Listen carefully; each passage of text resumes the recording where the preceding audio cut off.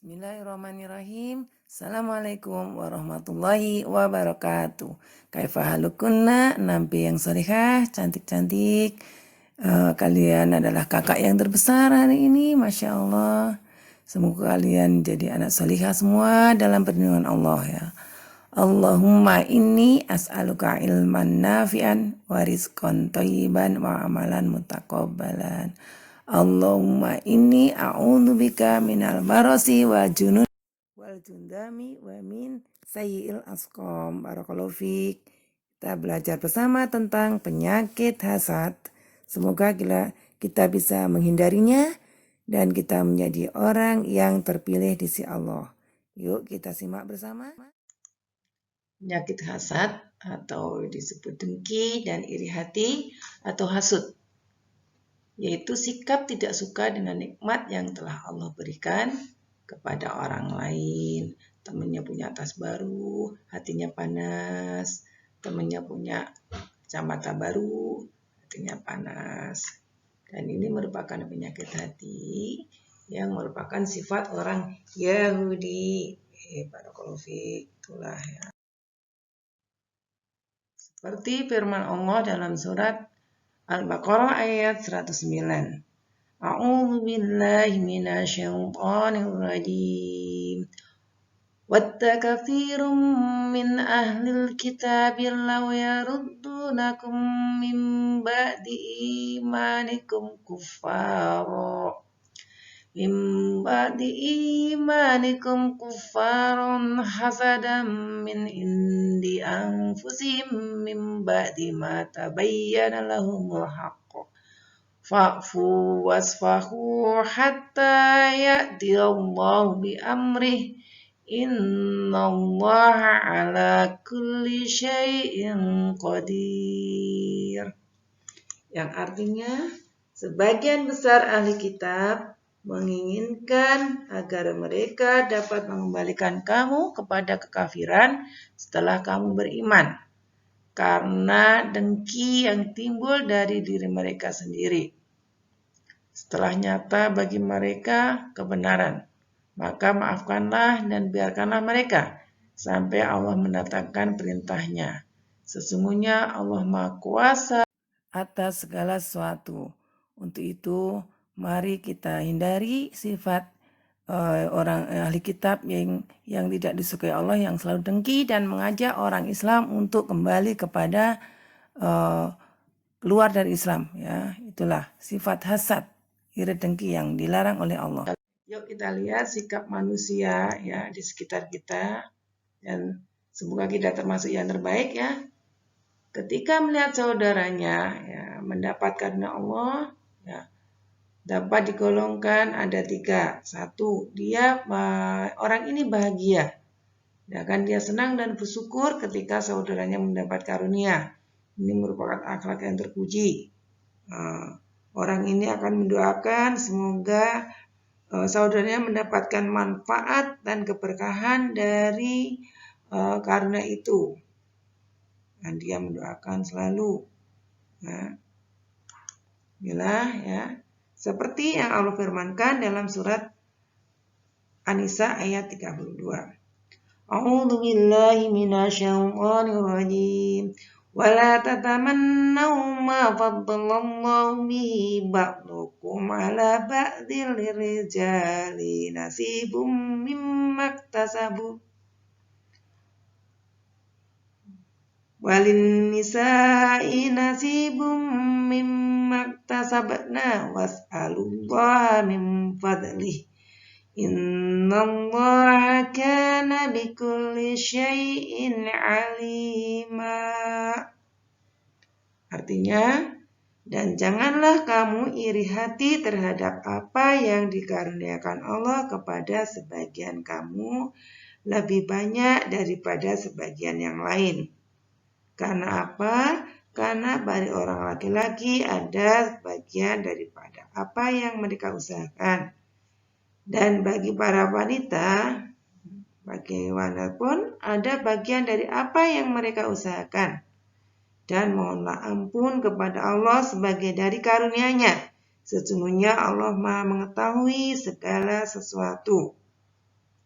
Ini ya, Allah yang melarang iri hati ini, iri hati, bukan hanya manusia. Apa yang dilarang Allah harus kita tinggalkan dengan tegas. Kita tidak boleh iri hati. Jadi kalau melihat saudara kita mendapatkan karunia, misalnya dia bisa beli baju baru, kita doakan. Bagaimana doanya? Ilbas jadidan wa ishamidan wa mutsyahidan. Kalau saudaranya mendapatkan nilai yang baik, alhamdulillah barakallahu fiik. Ya, Allah itulah anak yang baik. Semoga kita bisa melaksanakan amal-amalan yang terbaik dan kita dijauhkan sifat hasad. Yuk kita lanjutkan. Yang kedua, yaitu ketika melihat saudaranya mendapat karunia, orang ini berharap mendapatkan kebaikan yang serupa dengan apa yang diperoleh saudaranya tersebut. Hal ini dibolehkan asal tidak diiringi dengan kebencian. Nah, sikap seperti ini disebut ghibtah. Hukumnya apa? Hukumnya mubah, bahkan terpuji. Ya. Kalau ghibtah itu dilakukan ya berkaitan dengan ketaatan kepada Allah. Contohnya, ghibtah kepada orang yang berilmu dan taat.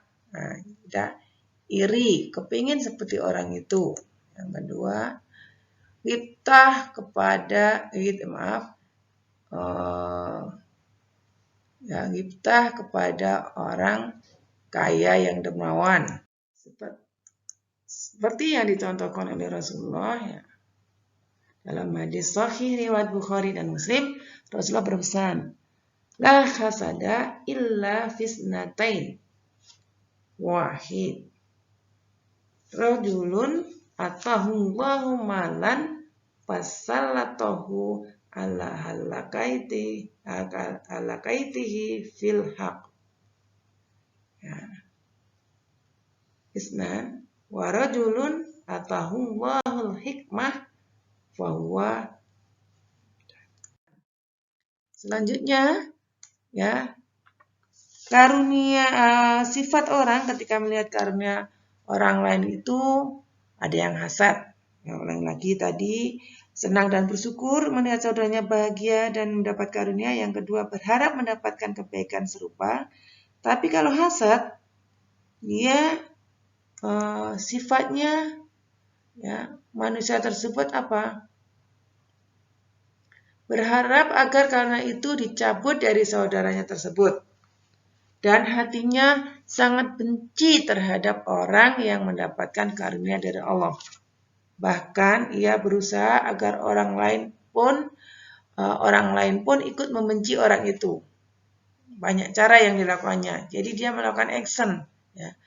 Melalui dari menyebarluaskan berita dusta tentang saudaranya tersebut hingga mencelanya di hadapan orang lain. Yang diharapkan orang yang memiliki sifat seperti ini harus segera bertobat kepada Allah. Kenapa?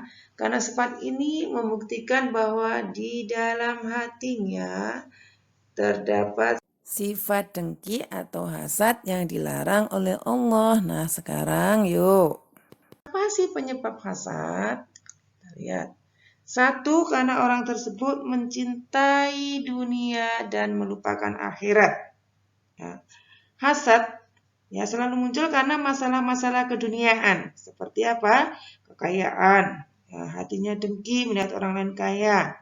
Penampilan, misalnya temannya mempunyai sepatu baru, baju baru, atau kemasyhuran karena dia berhasil dan dipuji-puji orang. Yang selanjutnya iri karena pengaruh dalam masyarakat dia bagus. Nah, jadi semua karena terlalu berlebih-lebihan mencintai dunia. Yang kedua, karena punya sifat sombong dalam dirinya.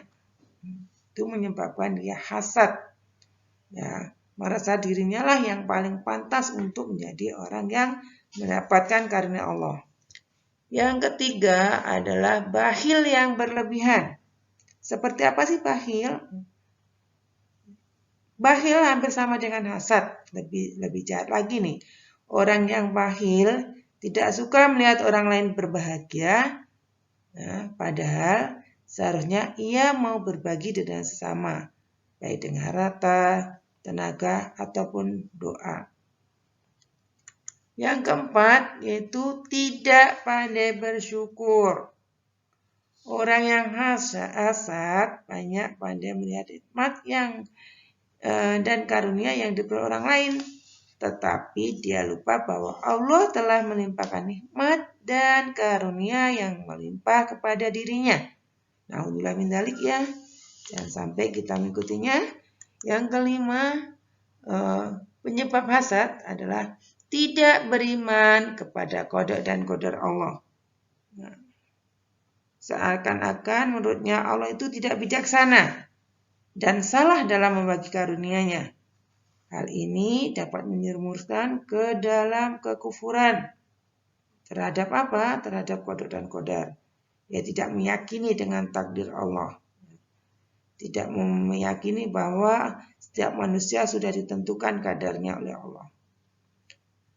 Untuk mengobati hasad ini, itu dengan cara menghilangkan sebab-sebab dalam hatinya. Maka banyak zikrullah, banyak doa, baca Al-Quran, ya, banyak zikir pagi petang, menyebut asma Allah, membaca sholawat.